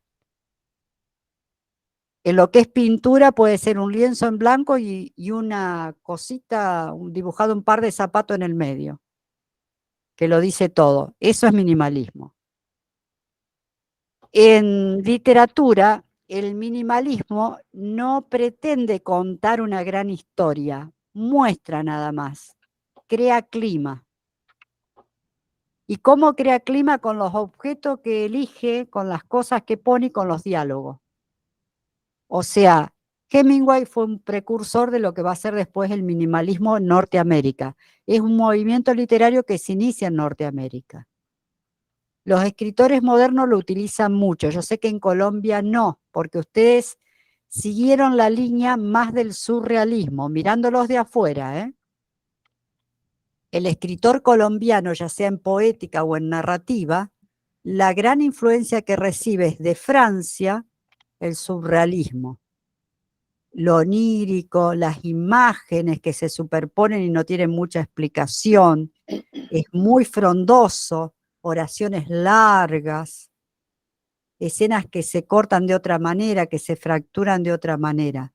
No es lo más nuevo en literatura, pero es lo que ustedes tienen como movimiento. Nosotros estamos a mitad de camino. Argentina, como recibe mucho de Europa y también de Estados Unidos, tiene como un movimiento ahí a mitad de camino. Está, y estoy averiguando, porque a mí me interesa mucho estudiar también la literatura desde afuera para ver qué hay en el mundo árabe. Porque, por ejemplo, el mundo árabe, cuando yo fui traducida ahora al árabe, me interesó mucho y empecé a averiguarlo, y cuando se dio en poética lo de Hojas de Hierba de Walt Whitman, que es el verso libre, ellos en simultáneo estaban haciendo el verso libre en los distintos países árabes, que son bien distintos un país del otro. Pero en Siria, en Arabia Saudita, en esos países estaban utilizando el verso libre. No sé en narrativa qué están utilizando ahora, porque vieron que tenemos pocas traducciones del mundo árabe. Pero como el mundo se ha globalizado, ahora una influencia va marcando a otra, y se va interrelacionando todo el tiempo.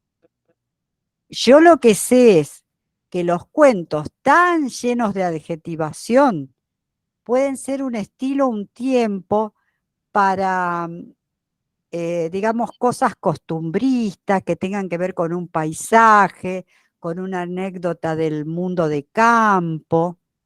Pero si vamos a escribir sobre lo urbano, sobre lo que nos pasa ahora, necesitamos un mundo mucho más seco, porque el mundo está mucho más seco. No solo en clima, está seco en la manera de hablar, en la manera de movernos nosotros en los paisajes. La información, tenemos información a patadas, pero no tenemos comunicación.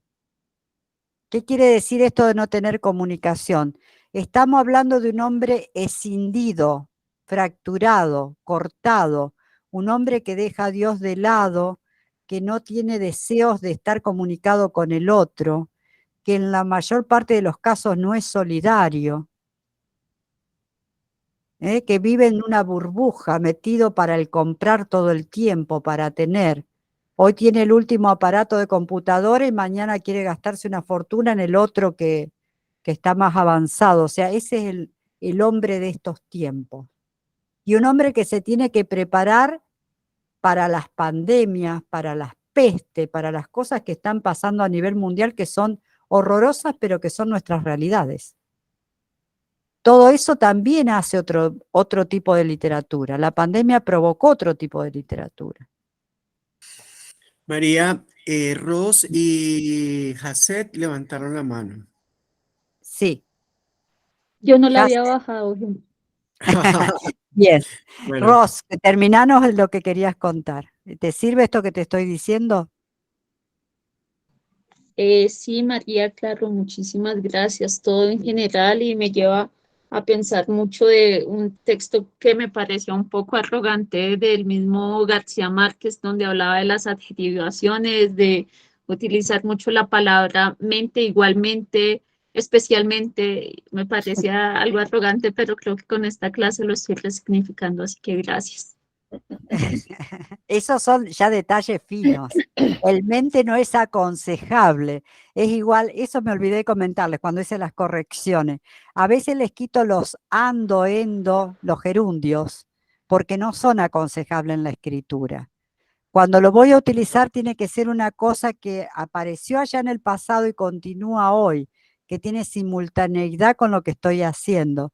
Pero para que no quede como falta de oficio, tiene que ser utilizada con cuentagotas. El mente también. No es que nunca lo puedo utilizar, pero hay gente que adolece, todo es mente. Y hubo un escritor que yo le corregí lo chiquitito en un poema, lo diminutivo, porque lo diminutivo se acostumbraba a utilizar para hacer más cercano el texto o hacerlo más entrañable. Lo diminutivo tiene que ver con un lenguaje de niño. Y tampoco vale en la literatura infantil usar muchos diminutivos, porque es considerarlo demasiado pequeñito al niño. Los chicos entienden aunque yo le hable bien y tienen respuestas fantásticas, metafóricas, de imágenes que nosotros ni nos imaginamos. Entonces la literatura infantil más que nada tiene que tener mucha imaginación, mucha imagen y mucha imaginación, porque el chico puede volar como estar parado. El chico se permite volar y para él es una realidad. Y nosotros como adultos tenemos que compartir esas realidades. Es un poco una realidad loca, pero es el mundo de ellos. Nos tenemos que hacer niñitos, saber que para ellos Superman es real, no es alguien inventado. Si le decimos que pasó una vaca volando, el chico le va a preguntar, ¿la viste, abuela? ¿Pero es verdad? Entonces, eso es el mundo infantil, no es el diminutivo. Mucho diminutivo ensucian el texto, sea poético o sea narrativo. Por eso yo por ahí les mando alguna observación, no se ofendan, pero es por el oficio que tengo que enseguida noto esos errores que no serían por ahora corregibles, digamos, ¿no? Pero me tiento y se los corrijo. hay más preguntas, María. Sí. Creo A ver, que ¿quién más? Katis también levantó la mano y no recuerdo quién más, pero el micrófono está abierto para las preguntas. Rosaura, Sí. discúlpame, discúlpame el orden que tú le diste, es que como veo que son las 11:37 y María me pidió que le recordara algo acerca de la puntuación. Mirando Sí. que vamos a tener una jornada de el próximo sábado no hay taller, supongo que la tarea va a estar como larguita en algunas cosas. Bien. Con respecto a la puntuación, cuando les corrijo, sobre todo yo pongo 2 barras paralelas, significa que tienen que tener punto y aparte. El punto y aparte y el punto y seguido es muy bueno poder diferenciarlos. ¿Por qué? Porque el punto y aparte me da aire al texto. Me obliga con la vista a bajar y ya hay otra situación. Yo hago punto y aparte cuando estoy cambiando de escena. Si quiero utilizar punto y seguido, el punto y seguido le da velocidad al texto. Por ejemplo, si voy a contar una escena de un protagonista que está con un ataque de nervios, no puedo hacer muchos puntos y aparte. Porque si está con un ataque de nervios va a estar gritando todo seguido y una cosa detrás de la otra. Me volvés loca, me tenés tarada. ¿Cuándo vas a acabarlo? Basta, basta. Eso sería todo punto y seguido. Pero él estaba con la boca abierta y no sabía qué contestarle. Eso va en un punto y aparte. ¿Está? O sea, no encimar las escenas. Tener la precaución, lean los textos antes de mandármelo en voz alta para ver si corresponde un punto y seguido o un punto y aparte. Puede que ustedes utilicen los signos de puntuación tradicional, el guión, la coma, como quieran. Eso lo pueden seguir utilizando. O pueden, como Ros, que es más joven, o Tatiana, pueden utilizar, por ejemplo, sin guiones los diálogos. Con ponerlo con punto y aparte ya es suficiente, se notan. Y si están entre medio de un narrador que vienen contando y quieren escribir una palabra que dice el protagonista o el coprotagonista, pueden ponerlo en otra letra, con una coma, o iniciarlo con que me dijo, se metió. Ahora les voy a dar algunas palabras que tenía acá apuntada para el narrador en tercera, para que ustedes tengan y se la puedan guardar, a ver si lo encuentro. Denme un segundito, que lo busco. Esto de las palabras y la puntuación me hizo acordar que les tenía que pasar eso. Bueno, ¿alguna otra pregunta que yo no haya contestado? De los puntos, ¿se entiende lo que estoy haciendo? Generalmente le pongo llamaditas cuando tengo que ir hacia abajo y contarle más de lo que me permite el espacio. Nuevamente no es desde la pregunta, pero sí más bien desde el apunte. Los medios audiovisuales nos han vuelto más inmediatos en todas las comunicaciones. Y por Sí. eso es que ahora sentarse uno a leer La María, o en algún momento intenté leer Memorias de África de Isaac Dinesen, 3 páginas o 4 páginas donde solamente nos están mostrando, pues para mí fue agotador. Por eso de pronto el ejercicio de primerazo, cuando su merced nos dice, van a hacer un ejercicio de mostrar, para mí fue hartísimo pensar hacerlo, porque me remitía a esos textos eternos donde no pasa nada, solamente nos cuentan en el paisaje, y que uno entonces se acostumbra que en la película en 3, 4 segundos ya lo vio y captó la idea. Pero pues aquí con estos textos que su merced nos está mostrando, nos deja ver que ese mostrar se puede hacer sin ser tan desgastante y sin gastar tanta tinta, entre comillas, y lo necesario que es. Y pues en segundo lugar, que todos los tips que su merced nos está dando en el taller son absolutamente valiosos para nuestro ejercicio práctico. Son de oficio, más que nada son de oficio, de haber estado mucho tiempo yo pensando cuando hago cuentos o novelas en determinadas cosas, pero el mostrar tiene que ser corto, como lo pudieron ver ustedes en estos cuentos, pero a su vez son muy necesarios porque lo que está prohibidísimo en narrativa, en cualquier narrativa, incluso en los poemas, es dejar al lector afuera. Yo lo tengo que situar, no lo puedo confundir. Los textos de poesía, yo a veces le he dicho a autores que trabajan mucho con el surrealismo, que pueden ser no entendibles, o sea, ¿qué quiere decir el hablante poético? Pero no tienen que ser herméticos.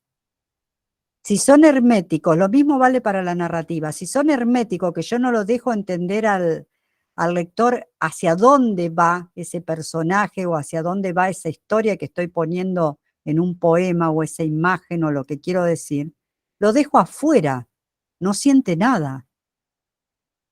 Es como si yo le pusiera una puerta cerrada con 7 llaves, por más linda que sea la puerta, que es el título, no lo dejo entrar, y si no lo dejo entrar le provoco una frustración tremenda. O sea, tengo que encontrar. Esto que vos me comentaste de esa novela que es para adolescente, creo, al final murieron los dos, porque hace poco una nieta mía me contó que la había leído. Hay que ver qué dice adentro. No sé qué tal será adentro, porque ya al ponerle el final, así de una manera tan A mí, te digo la verdad, como título no me gusta. Me parece demasiado efectista. O sea, ¿por qué me estás diciendo que se murieron los dos? ¿Qué me vas a contar después que me pueda atraer, que sea lo suficientemente atractivo para leer esta novela? La voy a leer ahora para ver qué tal la redactó el autor. Pero, ¿se entiende por dónde voy? O sea, no, el mostrar de una forma útil, amena, como hemos leído en estos cuentos, es para ubicarnos. Es como si yo les pongo a ustedes una hermosa foto, lo que hacen ahora en Instagram o en WhatsApp. ¿Cuál es el que miro? El que resulta más atractivo a la foto, el que me pone una pregunta que me deja pensando. ¿Me viste así? Sin embargo, a pesar de todo, era feliz. Y a lo mejor hay una foto que el tipo se estroló contra una pared. Entonces a uno le da ganas de seguir sabiendo de esa persona. ¿Cómo es feliz si se estroló contra una pared? Y esta foto que se estroló, ¿por qué me la pone? ¿Qué me quiere contar? ¿Se entiende? Así son los inicios de nuestros cuentos o de nuestras novelas. Tienen que ser lo más atractivo. Miren, para concurso de cuento y de novela, les digo, yo estuve con gente que realmente hacía de jurado, pero le hablo de las grandes ligas, de las grandes editoriales. ¿Saben qué leen? Primero que lo leen, no el que está de jurado, lo lee personal de administración, de corrección que están por debajo. Leen los 10 primeros renglones del inicio y leen el final. Si eso está bien escrito, si es atractivo, siguen leyendo, si no, automáticamente lo descartan. Miren lo importante que es hacer un buen inicio y un buen final.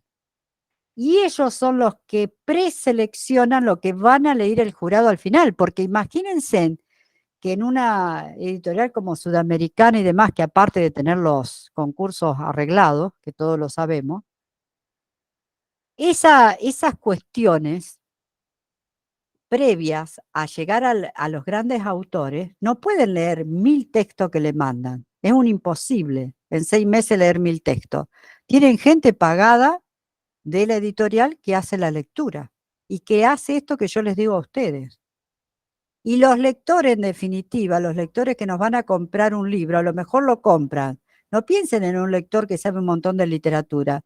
Lo compran por el color que tiene la tapa, por el diseño, porque lo que dice la contratapa, porque el título me pegó. Entonces, cuando agarran un libro, generalmente abren el libro y leen díganme si ustedes no lo hacen cuando van a una librería. Las 2 o 3 primeras hojas, y si les gustó el inicio, dicen, bueno, me lo voy a llevar. Si no, lo tiran. Es así, la literatura es así de cruel. No pensemos que hay un público enorme que nos está esperando para aplaudirnos a nosotros por la linda cara que tenemos, por lo bien que escribimos. La gente no está enterada si escribe bien o mal uno. Se entera después que lo compró. ¿Está? Y lo importante sería que no escribamos siendo inconscientes de que estamos en un mundo muy comercial, donde tenemos cantidad de competidores. Entonces, nosotros no escribimos para nosotros mismos y para guardar. Nosotros escribimos para que nos lean. Ese es el deseo profundo de un escritor. Por el motivo subconsciente que sea, para que nos quieran, para que les resultemos simpáticos, para que nos aplauda, para lo que sea. Pero queremos que nos lean en principio. Si no, no nos hubiéramos dedicado a la escritura. Bueno, modos de mirar del testigo. Anótense, ¿tienen lápiz y papel, por favor? Esto para cuando hagan el ejercicio. Maestra, una pregunta pequeñita antes de seguir.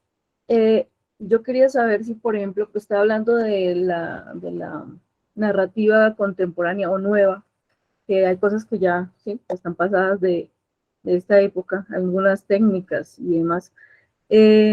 Si estaría bien hacer un texto híbrido en el sentido de, por ejemplo, en una novela, en medio de los capítulos, utilizar poesía o otro tipo de narración, otro tipo de texto. ¿Si estaría bien o es mejor no utilizarlo?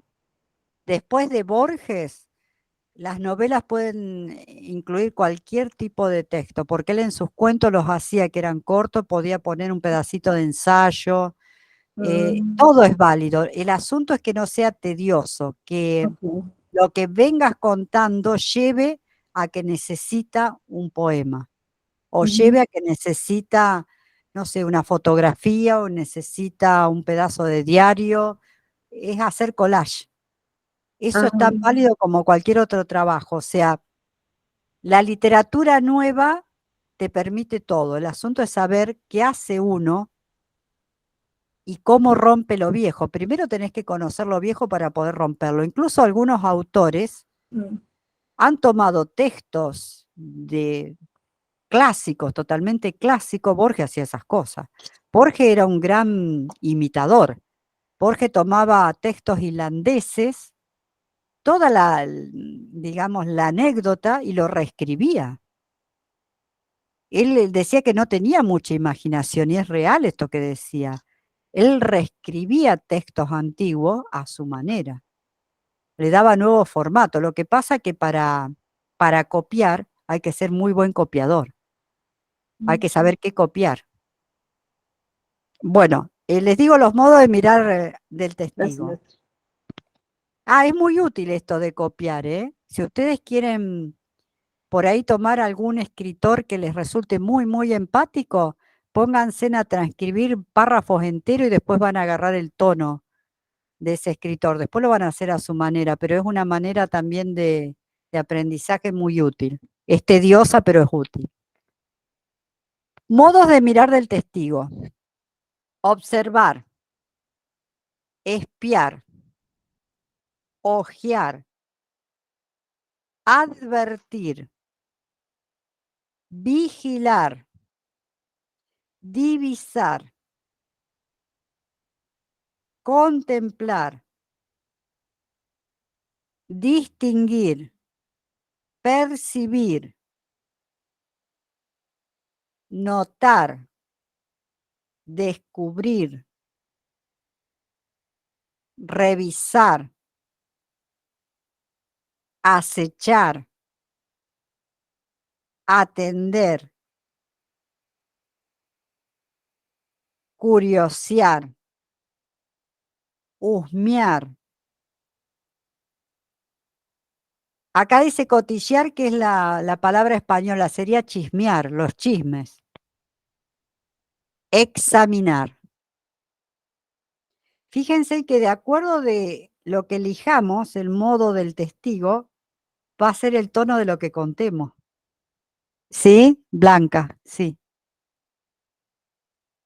Habilita el micrófono. No te Serías escucho. tan amable, Nancy, de repetir algunas de las palabras estas. Bueno, Después de contemplar, ¿qué sucede? Me quedé ahí. distinguir, Distinguir, percibir, sí. Notar, después de descubrir, notar, descubrir, descubrir, revisar, revisar, revisar, sí, acechar, sí, atender, curiosear, chismear curiosidad. y examinar. Muy bien. Bueno, gracias, Nancy. Con cualquiera de esto que ustedes elijan va a ser la manera y la anécdota que van a contar. Sí. Si es un cuento policial, va a tener que descubrir, o va a tener que acechar, o va a tener que husmear. Sí. Si estamos haciendo desde afuera, desde lejos, contando una escena, vamos a tener que observar. O sea, cada cosa tiene su sentido. Muy bien. Bueno, y ahora les doy un jueguito. Que esto es un jueguito de un educando italiano que lo daba. Busquen una palabra de estas en el diccionario y armen un textito chiquito con las palabras de arriba y las de abajo, sin moverse de esa palabra. Un textito de 5 o 6 renglones. Por ejemplo, estaba revisando la revista, no sé qué palabras puede haber por arriba y por abajo del diccionario, tenemos que buscarla, ¿eh? Y voy enlazando. todas las con R, y van a ver qué tono lindo le da al texto, qué musicalidad. Estos son como jueguitos para divertirnos. Marce, ¿me puede repetir el ejercicio? Es que no lo escuché El bien. ejercicio buscás una de estas palabras que les di de modos de mirar del testigo, elegís una, la buscás en el diccionario y buscás 4 o 5 hacia arriba y 4 o 5 hacia abajo y la incluís todas en un texto. Gracias, maestra. A ver qué les sale y cómo juegan con eso. Es una manera de, cuando estoy parada o trabada, de distraerme y de hacer juegos literarios. Bueno, ¿alguna otra pregunta que haya quedado en el tintero? Su merced, le iba a preguntar, yo ahí toda cansona, ¿tiene textos de literatura infantil que podamos nosotros leer? Sí, sí, tengo textos de literatura infantil, después les voy a mandar. Tatiana, ¿vos te interesa especialmente eso? Sí, señor, sí, estoy también Bueno, como algo, incursionando algo en eso, te entonces. voy a mandar porque, mira, yo en el taller literario que asistí tantos años que les conté, tengo una autora, que es Sandra Siemens, argentina, fue premiada, consiguió uno de los premios más altos que hay en dinero, que creo que se llama Barcos de Papel, ¿puede ser el concurso? Sé que le dieron, apenas iniciaba, $50.000. Imagínate qué arranque. Tiene una gran imaginación y con ella compartíamos muchos textos literarios infantiles porque la directora de mi taller estaba especializada en literatura infantil y adolescente, con lo cual daba muchos cursos internacionales ella, pero viajando. Y nos contaba que, por ejemplo, Sandra Siemens, cuando empezó, te lo digo a vos como aliento, cuando empezó a escribir en el taller, ella se creyó que Sandra tenía algo mal en la cabeza, neurológico, porque no era capaz de escribir 10 renglones coherentes con sentido. Y al avanzar los meses se dio cuenta que era tan desbordante su imaginación que no podía encauzarla, hasta que ella le empezó a dar herramientas válidas, y entonces la imaginación la volcó hacia el mundo infantil, porque el mundo infantil nos permite todo. Pues sí. Entonces, es extraordinaria editando, y por supuesto ya es reconocida a nivel internacional porque ella entró en las grandes ligas. Ella, a raíz de eso, Canela, que es una directora de Sudamericana, bueno, la convocó todo el tiempo y bueno, hace textos muy, muy valiosos. Pero yo te voy a mandar algunos de los míos que creo que son respetables. No te diré que escribo al nivel de ella, pero estaban corregidos en taller y sé que están buenos. Sí, maestro, le agradezco mucho, sí, sería María, bueno, perdón, yo tengo una inquietud. María, Sí, te escucho. yo tengo una inquietud. Mira, ahora con todo este tema de la inteligencia artificial, yo hace poquito hice mi primera foto utilizando eso como esa herramienta. ¿Qué puede llegar a suceder con esto de la inteligencia artificial y cómo de alguna manera también la puedo usar? Porque uno puede pedirle a la máquina que le escriba un cuento y la máquina le va a escribir el cuento. Y a partir de ahí uno puede reestructurarlo, cambiarlo, modificarlo, hacerle todo, ¿no? Pero creo yo que esto puede llegar a tener un efecto a largo plazo bastante significativo en los procesos de escritura, me imagino yo. Yo imagino que sí, pero nunca la máquina va a reemplazar al hombre, en el sentido, mira, pasó con la radio y la televisión y el cine.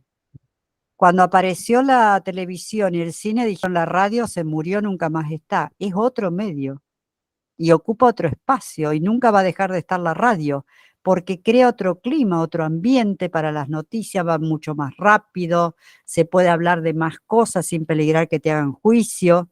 O sea, es otra situación, ¿me entendés? Otro escenario.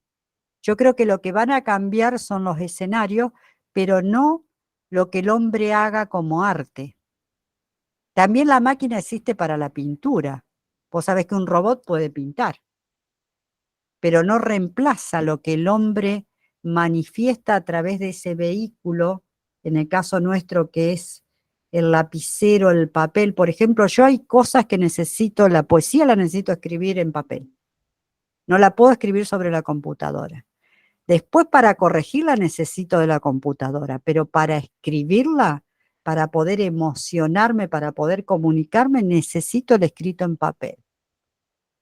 Y yo creo que te puede dar una estructura, uno le pedirá, no sé, supongo cuando esté, una estructura de tipo romántica, una estructura, porque los movimientos literarios aparte son muy diversos, y lo que aparece es muy distinto. Y lo que yo te estoy contando ahora en estas charlas taller, llevan siglos de aprendizaje. Entonces, no creo que la máquina pueda acumular absolutamente todos esos pequeños guiños, esas cosas que van pasando con la literatura y que es la comunicación. Vos sabés que por WhatsApp nosotros podemos ahora dar charlas, interrelacionarnos, pero nunca es lo mismo que la presencial. Yo, mira, ya tengo ardo en deseos de conocerlos a todos en una charla taller en vivo, porque no es lo mismo lo que nos vamos a poder comunicar y todo lo que nos vamos a poder preguntar y repreguntar, ¿se entiende? O sea, es útil para determinadas cosas, pero tiene sus límites. Tiene sus límites muy precisos. Y es como preguntarnos qué va a ocurrir dentro de 50 años con el mundo. Y yo no lo sé, y no lo sabe nadie, porque fíjate que esto que nos ocurrió con la pandemia, nadie estaba preparado. Nadie se imaginó que de golpe el mundo se paralizaba y nos encerrábamos todo adentro. O sea, tanta velocidad de comunicación, tanto poder ir en avión de acá para allá, y de golpe, por un bichito microscópico, todos estuvimos encerrados y ese bichito tuvo más poder que todo el mundo junto. Entonces, no hay una previa que nosotros podamos decir va a pasar esto o aquello, Henry.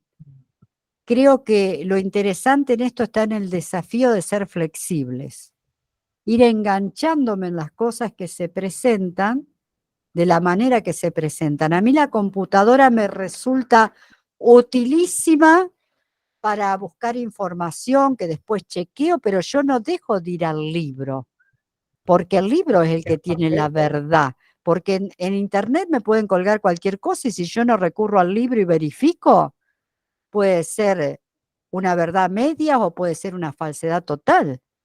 Entonces me engancho con algo que yo sé si es verdad realmente porque está colgado en internet. Si a mí no me dan la fuente y no me dan el libro, yo no estoy tranquila con ese material. Esto que te digo pasa en todos los órdenes de la vida. En el caso mío, que soy una mujer soltera, les aviso por si tienen algún amigo en edad de merecer, me vayan haciendo el tránsito de celestinos, por favor. Yo por internet puedo ver una persona, puedo creerme todo lo que me dicen, pero eso no me provoca que haya una relación. Estas relaciones que dicen sexuales por internet, no me jodas, eso no existe. A ver, o sea, el contacto humano, el piel a piel, sigue existiendo. El contacto con el libro no lo tiene la lectura digital. No lo tiene, por más que se esfuercen, no lo tiene. El amoroso lugar que tiene ese pasar con el dedo, marcar el olor al libro, no lo va a tener nunca la lectura digital. Por eso hay cosas que no van a dejar de existir, aunque vengan las nuevas. Gracias, María. Now, Luis Alberto levantó la mano, Luis. Sí. Y creo que con esta pregunta estamos ya cerrando porque vamos para las 12 del día. Entonces creo que esta es la última pregunta, Luis. Y para notar que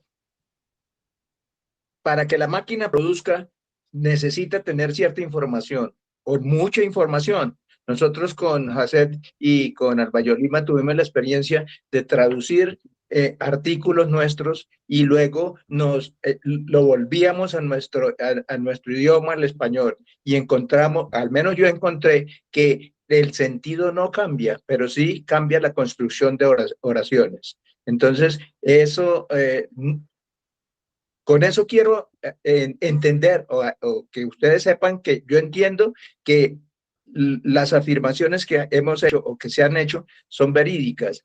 La máquina produce de acuerdo a la información que tenga. Entonces, el ser humano no va a ser reemplazable por una máquina. Muchas gracias. Gracias a ustedes. ¿Alguien me está poniendo